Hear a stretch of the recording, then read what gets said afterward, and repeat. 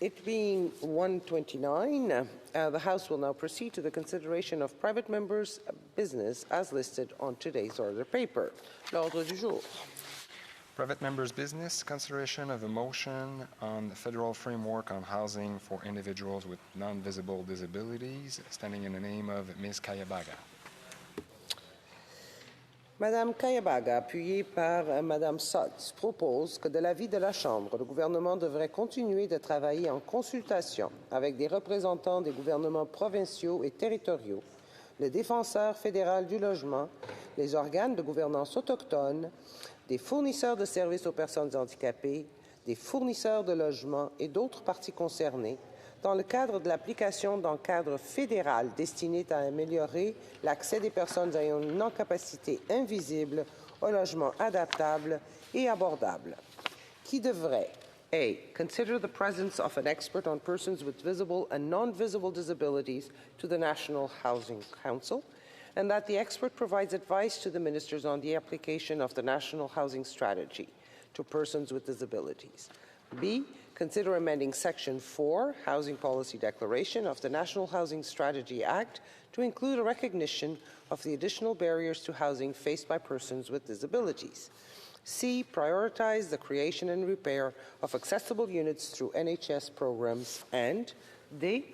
Veiller à ce que le droit à un logement convenable s'applique équitablement à toutes les populations vulnérables, particulièrement aux personnes qui ont une incapacité en matière de mobilité ou une autre incapacité. Debate, l'honorable député de London West. Merci beaucoup, Madame la Présidente. J'apprécie énormément l'opportunité de pouvoir me lever aujourd'hui et pouvoir parler dans cette Chambre en tant que la députée de London West qui a été élue l'année passée en 2021 pour la première fois. It is an honor for me to be able to speak on a motion. What a privilege to be able to come into the House of Commons and move a motion that transforms the lives of the people who actually sent you to move that motion. So on that note, I want to take the opportunity to thank my family for allowing me to come here every week as I leave them behind in the riding to do the work that I do, that I know have such a tremendous impact on Canadian lives. I also want to thank the good people of London West who once again allowed me. When I was on City Council, I was their voice on affordable housing. I was talking about accessible housing, and they gave me that opportunity to come here in this house and be able to continue to do that work. So thank you so much, London West. On that note, too, I want to thank my team. We've been working for a whole year to come to this motion. It's been a long journey. It's been a lovely journey. And I also want to thank every single partner and stakeholder who advised me, who spoke to me, and who held my hand through the writing of this motion. Access to affordable housing and accessible housing is one of the challenges that encounters many individuals living with disabilities. And as legislators, I think that we need to do more to ensure that these issues are addressed with tailored legislation. That's why I'm excited to present motion M-59. I'm honored to speak for the first time in this House on a motion to seek a federal framework on housing for individuals with non-visible disabilities to ensure that persons living with disabilities have access to inclusive and affordable and adequate housing facilities. Disability is often seen as a barrier to obtaining housing and maintaining a stable residence. As part of the consultation that I conducted with people who are affected by these realities, I had a chance to hear from Yvonne. Yvonne is a member of our riding in London West, and she told me the challenges that she usually faces when she's trying to access housing and how non-inclusive it is for her, especially because she has a non-visible disability. In her interaction with me, she mentions the lack of funding to pay for rent, as the price for the units outweighs the amount that she can spend, and also the difficulty in finding a place that is accessible for a person living with disability. Yvonne talked about the importance of having all levels of government working together to address this issue. So about 100,000 Ontarian adults have intellectual disability.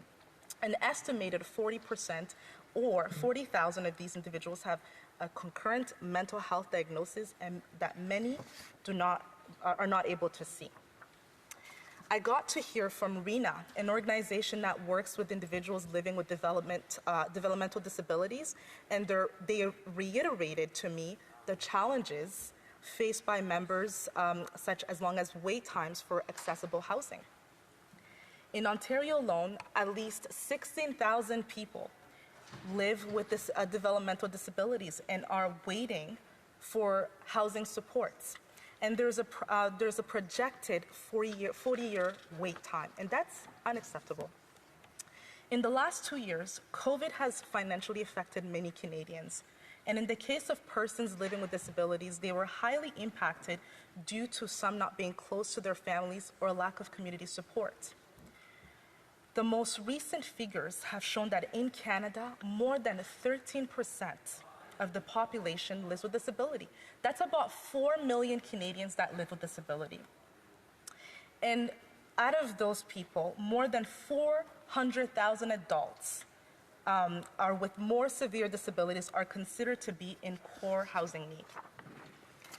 I think, and I think you can agree with me, Madam Speaker, that every Canadian deserves a safe and affordable place to call home, including Canadians with disabilities. Findings from our partner like Inclusion Canada have found that people working in shifting contract work and struggling to pay their bills are often faced with discriminatory practices by some landlords. En 2017, l'Institut de recherche et de développement sur l'intégration et la société ainsi que 8 autres organisations ont présenté un rapport aux Nations Unies sur les questions de droits de l'homme liées au logement pour les personnes handicapées au Canada, dans lequel ils ont souligné que de nombreuses personnes handicapées ont des difficultés à conserver un emploi stable, en particulier des emplois mieux rémunérés. Parmi ces adultes, les handicapés en âge de travail, le taux de pauvreté est 2 fois plus élevé que les Canadiens non handicapés, c'est-à-dire 20% contre 10%. This also highlights the constrained housing options that make affordable housing prices 10-year options and locations more restricted at lower incomes.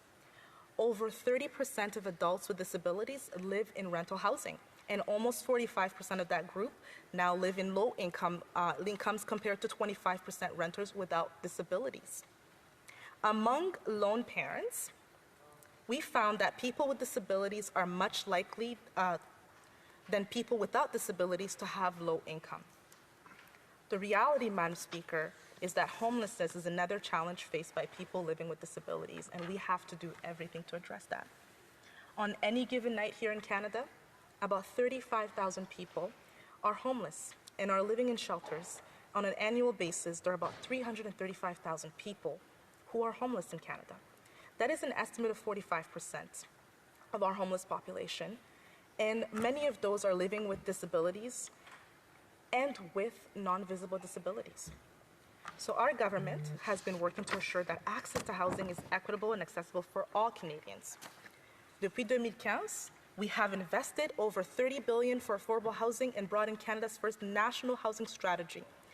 Our more than $72 billion plan, to which has already helped hundreds of thousands of Canadians get the housing that they need.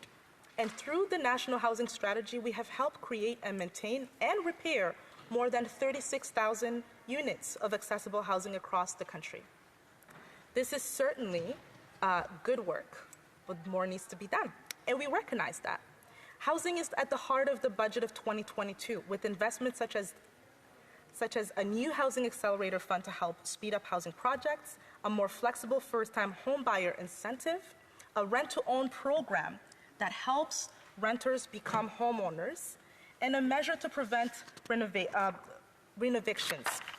I am proud, Madam Speaker, of the work that our government is doing, but I also recognize that more needs to be done, especially when it comes to our Canadians who live with disabilities, especially non-visible disabilities. And that's the reason why I'm moving this motion today.